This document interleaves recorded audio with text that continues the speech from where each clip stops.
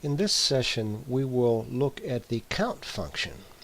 Now, the count function can be accessed a couple different places. One, you can look in the Formulas tab and look under the More Functions, Statistical, and you can see as you go down far enough that you'll pick up all the counts.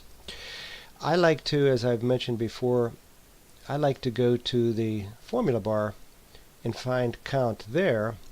And let me show you where you can get to that. Go to the formula bar, look under statistical, and there you can go to count and you can see how to set it up. If you click on it, it even gives you more of a description.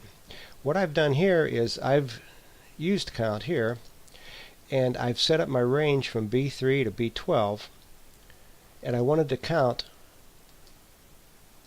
and that's a 10 cell range.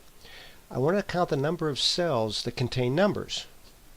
So you can see out of these, one is blank and the other is text. So I've got 8 numbers. If I come down and do a count A, same range, B3 to B12, it counts the number of cells that are not empty. Well, when I first look at this, I say, well, I've got 10 cells, but this one looks empty. But if I look at it, I must have had a blank in there.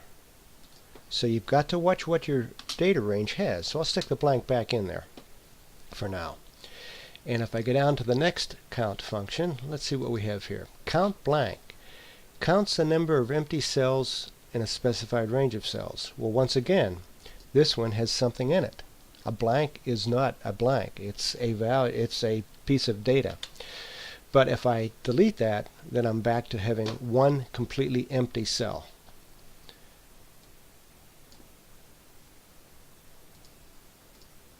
Count if counts the number of cells in a range that meet a given condition. So if I look in here, I've said as my condition, my range is still the same, my condition is something greater than 0. I've got 6 somethings greater than 0. 1, 2, 3, 4, 5, 6. Let me go and see what else we've got.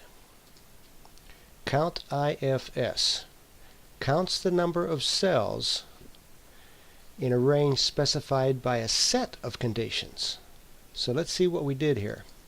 I said in the same range I want everything greater than 0 and I want everything less than 800. I've got 5 greater than 0 and less than 800. That's 1, 2, 3, 4, 5.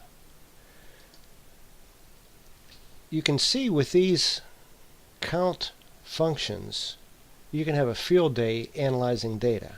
You can set up your own parameters as far as what conditions you need, and you can do multiple conditions. So these two are very valuable, the single condition and the multiple conditions. This concludes the segment on count functions.